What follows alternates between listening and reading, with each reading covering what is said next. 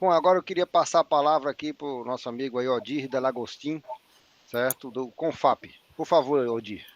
Muito bem, muito boa noite a todos e a todas. Obrigado pelo convite, professor Barros Neto. Um prazer estar aqui entre amigos, né? E poder ter a oportunidade de falar um pouco sobre um tema assim tão relevante, tão importante para a nossa sociedade, né? E é muito bom ouvir a Fernanda também, ouvir o Peregrino falando sobre a importância da ciência. Eu acho que é evidente, né, que ciência é muito importante para toda a sociedade, assim como a educação, né? A educação é base de tudo, né? E nós estamos falhando, não estamos dando a devida importância para a educação e especialmente para a ciência, já que nós vivemos hoje na era do conhecimento e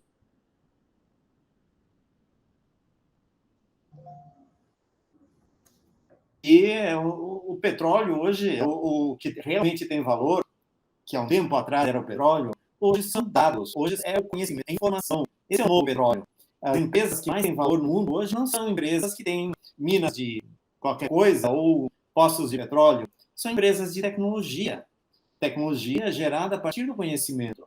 Então, se nós queremos ter sucesso, nós temos que investir em educação e em ciência e tecnologia.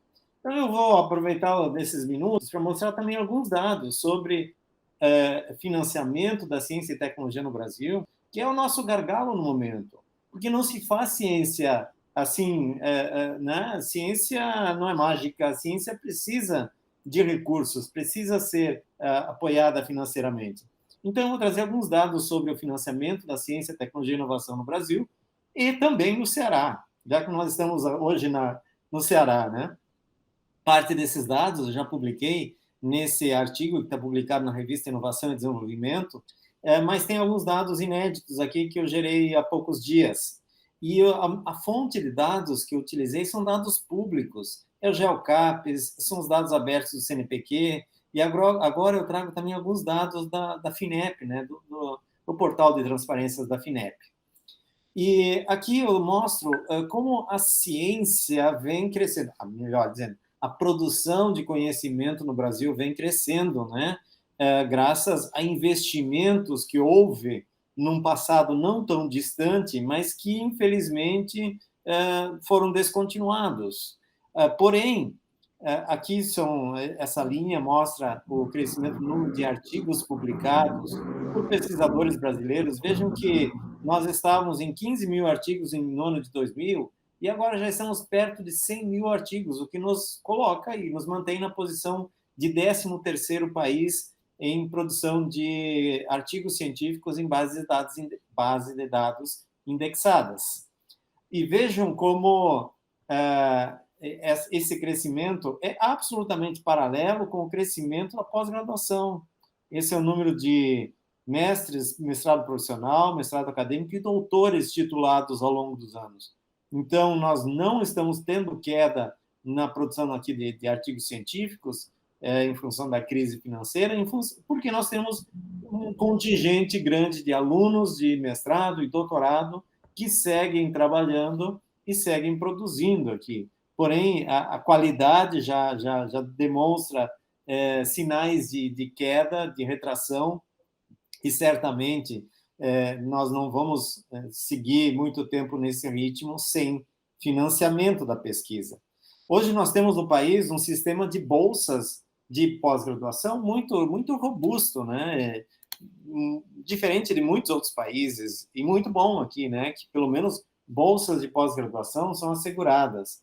Na maioria dos outros países, as bolsas estão sempre associadas aos grants, né? Aos projetos, ao recurso para financiamento da pesquisa. Aqui nós temos bolsas e, em muitos casos, nós não temos o mínimo necessário para o aluno desenvolver um projeto de pesquisa de qualidade.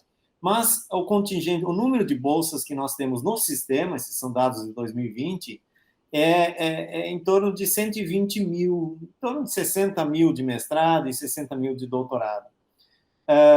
73% das bolsas são da CAPES, 13% do CNPq e 14% do conjunto das FAPES. Essas bolsas conseguem atender a 50% da demanda, ou 50% dos alunos matriculados no doutorado e 47,5% dos alunos, 0,5% dos alunos matriculados no mestrado. Vejam aqui, então, a CAPES, como é que a CAPES tem evoluído em termos de número de bolsas, né? Houve um crescimento até 2015 e uma estabilidade, isso aqui são bolsas de doutorado, estabilidade no número a partir de 2015, mas houve crescimento no número de matrículas, o que resultou em diminuição no percentual de alunos atendidos, né, com bolsas CAPES. Esse percentual girava em torno de 30%, aqui na primeira parte desse século, subiu, chegou a 42%, e agora vem caindo gradativamente, aqui está em 36% de alunos de doutorado atendidos com bolsas da CAPES. No mestrado, o cenário é muito parecido. Também o número de matrículas segue crescendo, também o número de bolsas está estável, mas o percentual de alunos atendidos com bolsa vem caindo. Em relação ao CNPq, houve um crescimento aqui até 2011, e depois de 2011 para cá, infelizmente, houve queda no número de bolsas, tanto de doutorado quanto de mestrado. Agora, doutorado, uma certa estabilidade, mestrado, continua havendo queda aqui.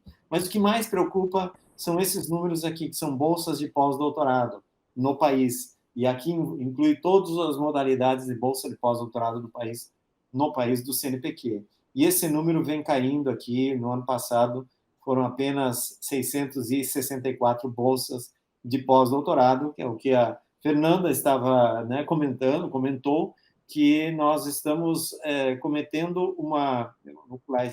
Eu vou falar primeiro desse aqui, depois eu volto àqueles gráficos. Isso aqui é uma tristeza olhar para esses números. Vejam só como nós estamos conseguindo aumentar o número de doutores titulados. Já passamos de 25 mil doutores no ano de 2020, já titulamos mais de 25 mil doutores. O que é ótimo, o que é muito bom, mas não é suficiente ainda. O país tem uma baixa densidade de doutores, o país precisa duplicar ou triplicar esse número de doutores atuantes em pesquisa. E vejam o que tem acontecido aqui com as bolsas PNPD, da CAPES, e PDJ, o PDI, nas várias modalidades de bolsas de pós-doutorado do CNPq. Está havendo uma queda, né? Qual é o resultado disso? Óbvio que os jovens doutores vão ter que buscar alternativas, e entre elas, muitos estão, né, optando pela saída, né, do aeroporto, buscando oportunidades em outros países. Voltando um pouquinho agora, e mostrando aqui também o que está acontecendo com o valor das bolsas. Eu busquei os valores das bolsas desde 95 para cá, doutorado e mestrado, e fiz a correção pelo IPCA, atualizado aqui até setembro, até o mês passado. E vejam só, nosso último reajuste foi aqui em meados de 2013, e reajustando agora pela inflação, a bolsa naquele momento tinha o valor de quase R$ 3.500. Temos uma defasagem de 60% no valor das bolsas, né? Tanto mestrado quanto doutorado. Então, estamos vivendo uma situação muito, muito, muito difícil, né? Aqui é o orçamento do CNPq, com todas as suas modalidades de auxílio aqui. Bolsas no país, em torno de 80% das bolsas, do orçamento do CNPq é para bolsas, e a bolsas aqui é desde iniciação científica, mestrado, doutorado, pós-doutorado, produtividade em pesquisa, enfim, todas as modalidades de bolsa. Aqui em 2005, quando foi criado o edital universal, começou, então, a ampliar um pouco o recurso destinado ao auxílio à pesquisa, que é o recurso que permite a aquisição de reagentes, equipamentos, etc. Nós tínhamos aqui, nesse período, em torno de 600 milhões investidos por ano em auxílio à pesquisa, e agora temos menos de 300, e aqui estamos aproximando 200 milhões apenas, né? Uma queda muito expressiva que está causando um impacto severo, muito negativo. E aqui o efeito do programa Ciência Sem Fronteira, né? As bolsas no exterior. Nós sempre tivemos bolsas no exterior, eu tive bolsa do CNPq para fazer doutorado, né, na década de 90 no exterior, E aqui teve um grande volume de recursos investidos em bolsas no exterior, depois agora voltou aqui ao patamar mínimo que nós tínhamos antes também. A distribuição de bolsas não é igual em todos os estados. Eu busquei informações aqui de bolsas alocadas em cada estado, bolsas CAPES, CNPq e as bolsas concedidas pelas fundações estaduais de amparo à pesquisa.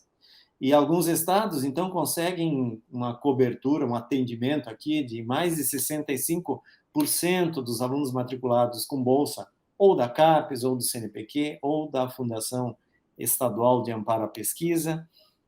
Aqui a gente vê Ceará, né, com um esforço razoável da FUNCAP, né, do CNPq, em um atendimento bem abaixo da média, que eu diria, por parte da CAPES. Esse aqui é o percentual de alunos matriculados com bolsa de cada uma dessas agências. De qualquer forma, a Ceará está na média aqui, né, em torno de quase 50% de alunos atendidos com bolsa. Aqui, quando a gente faz a classificação por bolsa CAPES, né, Ceará cai para cá, ó, vem para cá. Está num patamar bem abaixo da média, em termos de alunos matriculados na pós-graduação no estado de Ceará que recebem bolsas da CAPES. Aqui, uma tabela que traz dados. Aqui, então, a classificação dos estados é pelo percentual da população. São Paulo tem quase 23% da população brasileira, depois em Minas Gerais, Rio de Janeiro, Bahia, Paraná, Rio Grande do Sul, muito próximos os dois, Pernambuco e Ceará. Ceará com 4,3% da população, contribui com 2,2% do PIB, tem 2,4% dos doutores atuantes em pesquisa no Brasil, 3,1% dos alunos matriculados na pós-graduação, contribui com 2,8% da produção científica, recebe apenas 2,5% das bolsas da CAPES, 2,2% das bolsas do CNPq, e aqui do fomento ou geral do CNPq. Vejam que são percentuais bem abaixo do percentual da população. Então, o estado do Ceará ainda tem um caminho a trilhar aí para atingir números melhores, indicadores melhores aqui em pós-graduação, em doutores, atuantes em pesquisa, em bolsas e etc. Aqui, com o tempo, depois vocês podem olhar com calma os dados dos demais estados também. E nessa outra tabela, eu trago informações da média do orçamento do CNPq, média dos últimos 3 anos, da CAPES e das fundações estaduais de amparo à pesquisa. Então, da CAPES é o número de bolsas multiplicado pelo valor das bolsas. Às vezes a gente não se dá conta do montante que cada estado recebe. Aqui são 2,3 bilhões de reais em bolsas de pós-graduação, que são distribuídos para todas as unidades da federação. O orçamento do CNPq, que é modesto, né? Apenas 1,3 bilhões, mas ele é assim distribuído. Vocês vão ver que tem uma concentração bastante grande em São Paulo e Rio de Janeiro. As fundações aqui têm um desempenho desigual, né? Alguns estados com volumes mais robustos, outros com pouco orçamento, né? E o meu estado, infelizmente, é um desses que tem uma fundação estadual de amparo à pesquisa com um orçamento muito modesto ainda. Roraima está em processo de criação da FAP, portanto não tem nada aqui. As demais, todas elas têm alguma coisa. O valor, a soma do valor, então, das 3 agências, CNPq, CAPES mais FAPES, e aqui uma comparação, um percentual em relação ao PIB, né? A média é 0,088% do PIB, o PIB é de 7 trilhões, e esses meros 6 bilhões, 6,2 bilhões, são o somatório de todo o esforço da CAPES, CNPq e das fundações estaduais de amparo. E vejam aqui, tem uma contribuição de 1,4 bilhões da FAPESP, né, que é um número bastante expressivo. Em termos de auxílio à pesquisa, com aqueles meros 200 milhões, o CNPq contribui com 228 milhões, com 15%. A CAPES, apenas 42 milhões de PROAP. E as FAPES é que estão dando a principal contribuição aqui em auxílio à pesquisa. Mais de 1,2 bilhões em 2020 foram, então, alocados à pesquisa científica nos diversos estados. Mas vejam aqui, o esforço das FAPES varia de estado para estado, né? Então, em termos, aqui é o 100%, o 100% é a soma da CAP, CNPq mais FAP. E Maranhão é o estado onde a FAP está dando uma maior contribuição, depois vem Espírito Santo, Amazonas, São Paulo, e aí está Ceará, né? Um parabéns à FUNCAP aqui, que está dando uma contribuição relevante para o estado do Ceará, e certamente apoiando muitas pesquisas importantes, né, no estado do Ceará. Aqui eu trago alguns resultados, aliás, alguns números da FINEP, e a FINEP tem no seu site, no portal de transparência, toda a relação de pagamentos. E eu fiz, então, um recorte aqui, pagamentos na modalidade não reembolsável, e não reembolsável aqui é para ICTs, são os CTI Infras e os outros projetos de pesquisa apoiados pela FINEP, mas o grosso aqui é a infraestrutura, um investimento muito importante, né? Que infelizmente vem caindo muito, e subvenção econômica, que é o financiamento de projetos de inovação em empresas, que também vem caindo, que o ano passado teve um up aqui, em função de mais de 200 milhões que foram concedidos a empresas para financiar projetos de produção de testes de diagnóstico, de kits, de respiradores, enfim, projetos para enfrentar a pandemia. Então, foi isso que deu o diferencial aqui em 2020. Mas ainda, veja, a média dos últimos 3 anos aqui é muito pequena, pouco recurso investido. Aqui são os valores absolutos e valores por estado também investidos pela FINEP, é a média dos últimos 3 anos, em não reembolsáveis, vejam, aqui está marcado em Alagoas, porque eu, no sábado, mostrei esses dados para o estado de Alagoas. Mas aqui está Ceará, com 7 milhões de não reembolsáveis, em média, nos últimos 3 anos, um valor muito pequeno, 848 mil em subvenção, um valor muito baixo, né, 8 milhões e pouco, e aqui em valores reembolsáveis, que é o empréstimo, né, é o braço do bancário da FINEP.